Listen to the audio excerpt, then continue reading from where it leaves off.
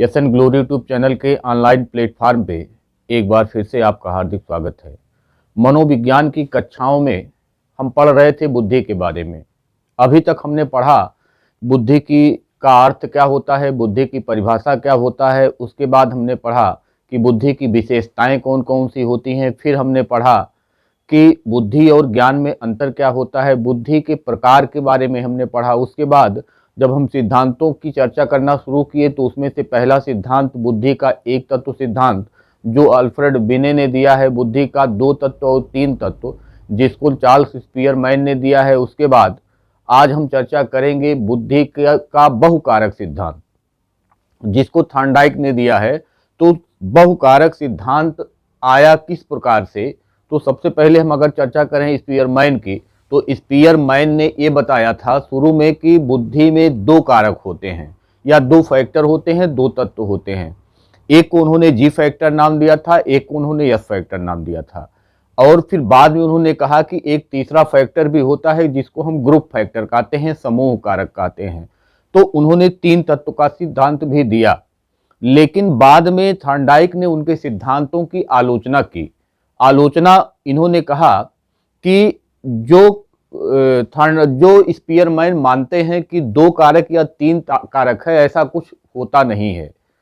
ना तो उसमें दो कारक होते हैं, ना तो उसमें तीन कारक होते हैं, बल्कि असंख्य कारक होते हैं, बहुत से कारक होते हैं। इसीलिए इनके सिद्धांत का जो नाम पड़ा वो बहुकारक सिद्धांत या इसी को हम कहते हैं बहुतत्व सिद्धांत। इसी के अन्य नाम हैं, हम इसी को कहते हैं कि बहुतत्व सिद्धांत। फिर इसी को कहा जाता है विशिष्ट योग्यता या विशेष योग्यता, विशिष्ट योग्यता का सिद्धांत, विशिष्ट योग्यता का सिद्धांत। इसी सिद्धांत को कहा जाता है कि परमाणुवादी सिद्धांत, परमाणुवादी सिद्धांत। और इसी सिद्धांत को ही कहा जाता है बालू का सिद्धांत। तो इसके बहुत से नाम हो गए, इन नामों की जानकारी आपको होनी चाहिए कि बहुकारक जो सिद्धांत होता है थॉर्नडाइक ने दिया, उसके अन्य कौन कौन से नाम होते हैं। तो बहुतत्व सिद्धांत, विशिष्ट योग्यता का सिद्धांत, परमाणुवादी सिद्धांत, बालू का सिद्धांत, बहुकारक सिद्धांत, ये अनेक नाम हो गए केवल एक सिद्धांत के।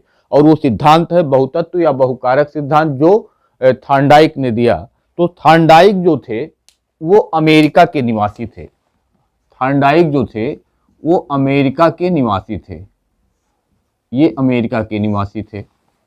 इन्होंने अपना जो सिद्धांत दिया, सिद्धांत में इन्होंने ये कहा कि जो स्पीयरमैन थे, स्पीयरमैन ने कहा था, सबसे पहले इन्होंने कहा कि एक जी फैक्टर होता है, फिर इन्होंने कहा कि एक यस फैक्टर होता है, और बाद में इन्होंने कहा कि एक ग्रुप फैक्टर भी होता है, एक ग्रुप फैक्टर भी होता है। तो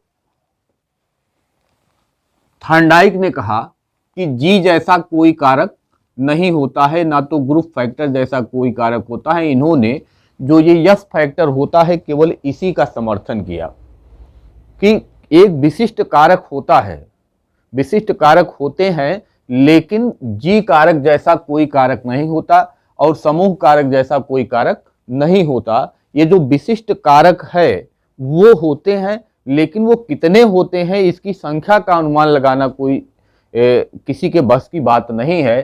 कारण इसका उन्होंने बताया कि जितने क्षेत्र पाए जाते हैं, जितने क्षेत्र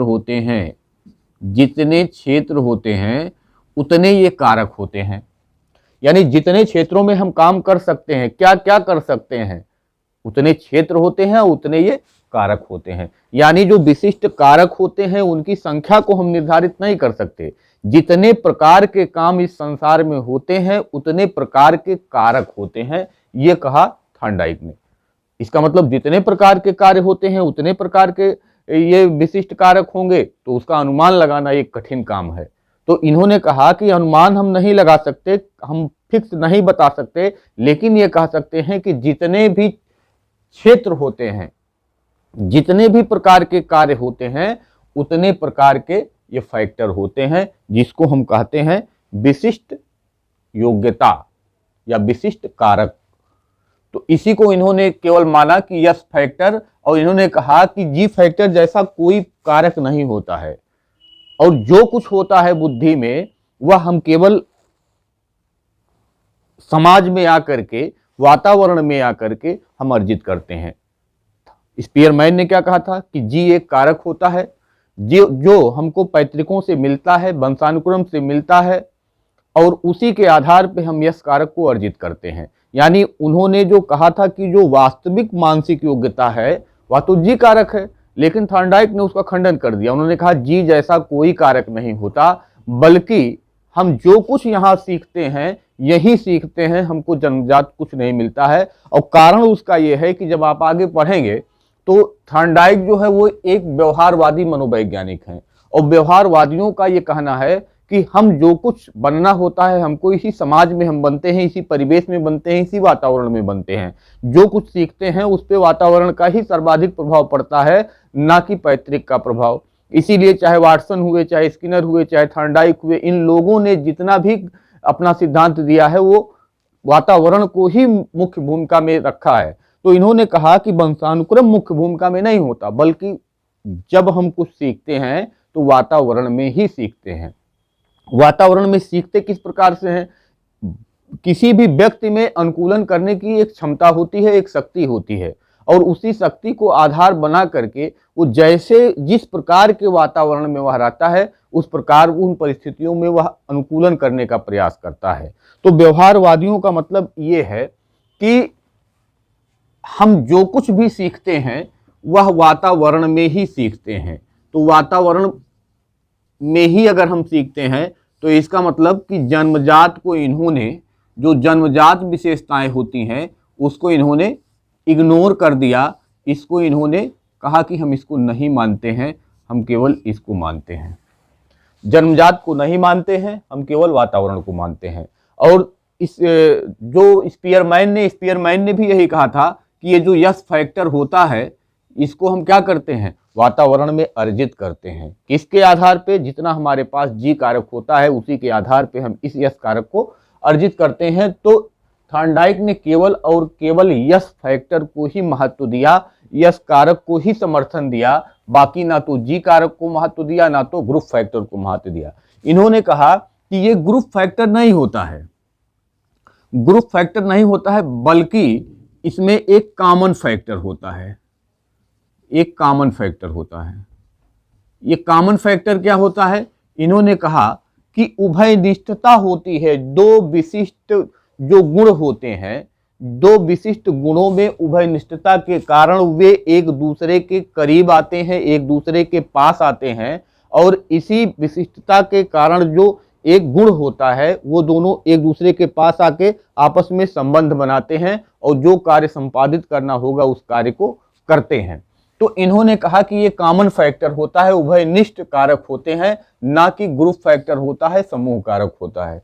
अब इन्होंने क्या कहा इसको समझिएगा। जैसे कहा इन्होंने, थॉर्नडाइक ने कहा कि ये मान लीजिए बुद्धि है, ये मान लीजिए बुद्धि है, तो इसमें तमाम प्रकार के कारक विद्यमान हैं। जैसे ये ऐसे तमाम बुद्धि के कारक हैं, ये पता नहीं कितने कारक हैं, ये असंख्य हैं, ये असंख्य हैं। इस प्रकार से इन्होंने कहा कि बुद्धि में असंख्य कारक होते हैं, असंख्य तत्व होते हैं, और इसकी हम गिनती गणना नहीं कर सकते कि कितने तत्व इसमें पाए जाते हैं। जबकि स्पीयरमैन ने एक तत्व, स्पीयरमैन ने 2 तत्व और 3 तत्व, और बिने ने 1 तत्व की बात कही थी। अब ये क्या है? ये हो गया कि बहुतत्व। आप देख रहे हैं कि बहुतत्व हो गया ये, या इसी को हम कह सकते हैं ये बहुकारक हो गया। यही बहुतत्व है या यही बहुकारक हो गया। अब इसकी गिनती हम नहीं कर सकते कि कितने कारक इसमें मौजूद हैं, लेकिन इन्होंने कहा कि ये जितने कारक दिख रहे हैं ये किसी न किसी विशिष्ट योग्यता की ओर संकेत करते हैं। ये किसी न किसी विशिष्ट योग्यता की ओर संकेत करते हैं। और इतनी कितनी विशिष्ट योग्यताएं हैं जितने की क्षेत्र हमारे इस संसार में पाए जाते हैं। जैसे संगीत का क्षेत्र हुआ, पढ़ने का क्षेत्र हुआ, खेलने का क्षेत्र हुआ, और उसके बाद कलात्मक जो भी कार्य हम करते हैं, चित्र बनाने का खेल हुआ, खेत कार्य हुआ, गाना गाने का कार्य हुआ, तमाम जितने भी क्षेत्र होते हैं उतने इसमें आपको कारक दिख रहे हैं। इन्होंने कहा कि जब हम कोई काम करने जाते हैं तो इसमें जो विशिष्ट योग्यताएं इतनी कुल सारी दिख रही हैं, इसमें से कई ऐसी विशिष्ट योग्यताएं होंगी जिसमें कुछ गुण जो होंगे वो कॉमन मिलेंगे, उभयनिष्ठ मिलेंगे, और उस कार्य को संपादित करने के लिए वो जितने में कॉमन गुण मिलते हैं वो एक दूसरे के पास आके उसका समर्थन करते हैं और वह कार्य संपन्न हो जाता है। तो इन्होंने कहा कि ये होता क्या है कि ये जो विशिष्ट योग्यता होती है ये अलग अलग विशिष्ट योग्यताएं सबको दर्शा रही हैं, और इसमें कॉमन हो सकता है कि मान लीजिए अगर एक ये है कि एक ये योग्यता है और एक ये योग्यता है, एक ये योग्यता है, एक ये योग्यता, तो ये अलग अलग योग्यताएं हैं। लेकिन अगर मान लीजिए कि ये गणितीय योग्यता है, ये गणितीय योग्यता है, इसको हम कह दें ये तर्क की योग्यता है, ये तर्क योग्यता है, इसको हम कह दें कि ये आंकिक योग्यता है, ये आंकिक योग्यता है, इसको हम कह दें कि ये अमूर्त चिंतन की योग्यता है, ये अमूर्त चिंतन की योग्यता है, अमूर्त चिंतन की योग्यता है। तो अगर हमको गणित पढ़ना होगा, सवाल सॉल्व करना है, मैथ के क्वेश्चन लगाना है, तो इन सभी की आवश्यकता हमको एक साथ पड़ती है। तो इसमें जो एक कॉमन मिल रहा है, एक गुण कॉमन मिल रहा है कि गणित पढ़ने में सबकी जरूरत हमको है, तो यही जो कारक हो गया जो सब में कॉमन मिल रहा है, उसी को उन्होंने नाम दिया कि ये उभयनिष्ठ कारक है, यानी कि कॉमन फैक्टर है। तो इसी को इन्होंने नाम दिया ये कॉमन फैक्टर है। तो इन्होंने क्या कहा कि यस फैक्टर का समर्थन किया, कॉमन फैक्टर इन्होंने बताया कि इस तरीके से इसमें कॉमन होता है, जितने भी क्षेत्र होते हैं उतने कारक पाए जाएंगे।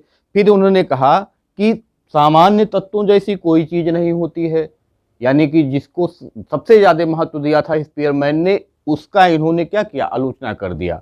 उन्होंने कहा कि जी फैक्टर जैसा कोई चीज नहीं होता है, बल्कि यस फैक्टर होता है, सब कुछ अर्जित होता है, जन्मजात कुछ नहीं होता है। इसीलिए इसको जो कहते हैं विशिष्ट योग्यताओं का समूह, विशिष्ट योग्यता का सिद्धांत क्यों कहा गया कि इसमें बहुत सारी ये विशिष्ट योग्यताएं हैं, तो इसको कहा गया विशिष्ट योग्यता का सिद्धांत। बहुतत्व है, बहुत सारे तत्व इसमें पाए गए, बहुत सारे कारक पाए गए, तो इसको बहुतत्व या बहुकारक सिद्धांत इसको कहा गया। अब परमाणुवादी सिद्धांत क्यों कहते हैं, बालू का सिद्धांत इसको क्यों कहते हैं, तो अगर हम परमाणु सिद्धांत या बालू के सिद्धांत की चर्चा करें तो इन्होंने कहा कि जैसे मान लीजिए कि एक बालू का टीला होता है, जैसे मान लीजिए एक ये है और इस पे ये बालू का टीला इस तरीके से ऐसे, ये बालू का टीला है, ठीक। तो बालू के टीले में ये इसकी ऊंचाई को दर्शाएगा, ये उसकी ऊंचाई को दर्शाएगा। तो ऊंचाई का मतलब बालू के टीले की ऊंचाई से जो इन्होंने तुलना किया, इन्होंने कहा कि कोई बालक किस कठिनाई स्तर तक, किस कठिनाई स्तर तक के कार्यों को कर सकता है, ये इसकी ऊंचाई को दर्शाता है कि कठिनाई स्तर, किस कठिनाई स्तर तक वह कार्य कर सकता है या किस कठिनाई स्तर तक वह सीख सकता है, किस कठिनाई स्तर तक वह सीख सकता है। उसके बाद अगर हम देखें, इन्होंने गति की बात की है। गति में इन्होंने ये कहा है कि बालक कितने तेजी से सीख सकता है, इसमें इन्होंने एक और वो दिया कि गति। तो गति में कहा इन्होंने कि किस गति से बालक सीख सकता है, किस गति से सीख सकता है, सीख सकता है।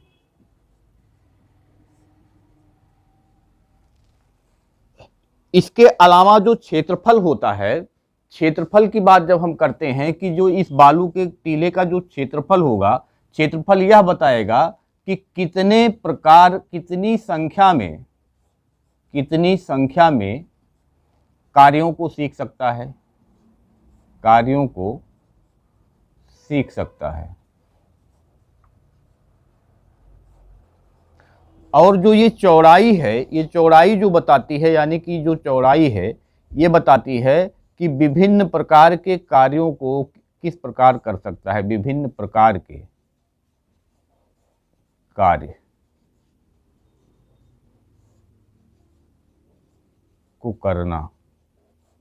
तो बालू के टीले से जो थॉर्नडाइक ने अपने सिद्धांत को जोड़ा, तो इन्होंने कहा कि जो बालू का टीला होगा उसमें ऊंचाई होगी, चौड़ाई होगी, उसका कुछ क्षेत्रफल होगा। तो जो बालू के टीले की ऊंचाई होगी वह दर्शाता है कि कोई भी बच्चा अगर सीख रहा है, कोई भी काम कर रहा है, तो वह किस कठिनाई स्तर तक जा करके कार्यों को सीख सकता है। तो ये कठिनाई स्तर को, इसकी ऊंचाई बताता है कठिनाई के स्तर को। अगर इसके चौड़ाई की बात की जाए तो चौड़ाई ये बताता है कि वह बच्चा कितने प्रकार का कार्य कर सकता है, कितने प्रकार के कार्यों को वह सीख सकता है। क्षेत्रफल बताता है कि कितनी संख्या में वह कार्यों को सीख सकता है, यह उसके क्षेत्रफल से पता चलता है। और उसके बाद गति यह बताता है कि किस गति से वह बच्चा सीख सकता है। तो ये बालू के टीले से इसकी जो तुलना की गई, इसी नाते इसको कहा जाता है कि बालू का सिद्धांत। और ये बालू का टीला जो बनता है वह छोटे छोटे कणों से मिल करके बनता है, और जिससे तुलना थॉर्नडाइक ने किया है, तो इसीलिए इसको हम कहते हैं परमाणुवादी सिद्धांत। तो क्यों इसका बहुतत्व सिद्धांत पड़ा, क्यों विशिष्ट योग्यता का सिद्धांत, क्यों परमाणुवादी सिद्धांत, क्यों बालू के टीले का सिद्धांत कहा जाता है, इसकी चर्चा हमने आपसे कर दिया। इसमें महत्वपूर्ण केवल इतना है, आपको इतना केवल जानना है कि जो थॉर्नडाइक ने सिद्धांत दिया उसमें बहुत से कारक होते हैं, उनकी गिनती नहीं है। इन्होंने स्पीयरमैन के जैसा कोई जी कारक नहीं माना। जी कारक स्पीयरमैन के अनुसार जन्मजात होता था, तो इसका मतलब इन्होंने कहा कि बुद्धि जन्मजात नहीं होता है, जो कुछ होता है वह अर्जित होता है। अर्जित को उन्होंने, जो स्पीयरमैन ने कहा था विशिष्ट योग्यता, तो विशिष्ट योग्यता का ही समर्थन किया किसने, थॉर्नडाइक ने। अब विशिष्ट योग्यता होता क्या है कि जितनी सारे क्षेत्र इस संसार में पाए जाते हैं उतने फैक्टर काम करते हैं, उतने तत्व काम करते हैं, और उतने सारे फैक्टर यहाँ पाए जाते हैं। और जब हमको कोई काम करना होता है तो तमाम फैक्टर जो होते हैं वो सहयोग करते हैं, जिनमें क्या होती है, उभयनिष्ठता होती है। उस कार्य को संपन्न करने में वो सहयोग करते हैं और वह काम संपन्न होता है। जैसे मान लीजिए हम बोलचाल की जो भाषा हमारी है, हम किसी से बात कर रहे हैं तो केवल एक ही योग्यता बोलचाल वाली ही हमें नहीं होनी चाहिए, हमारे में सामाजिकता होनी चाहिए, हमारे में वर्ड का पावर होना चाहिए, हमारे पास शब्दों का भंडार होना चाहिए, हमारे पास तरीका होना चाहिए कि कहाँ किस तरीके से, मतलब हम कोई काम करने जाते हैं तो केवल एक विशिष्ट योग्यता से हमारा काम नहीं चलता है, बल्कि बहुत सारी विशिष्ट योग्यताएं मिल करके सहयोग करती हैं तो वो काम संपन्न होता है। और यही थॉर्नडाइक ने कहा।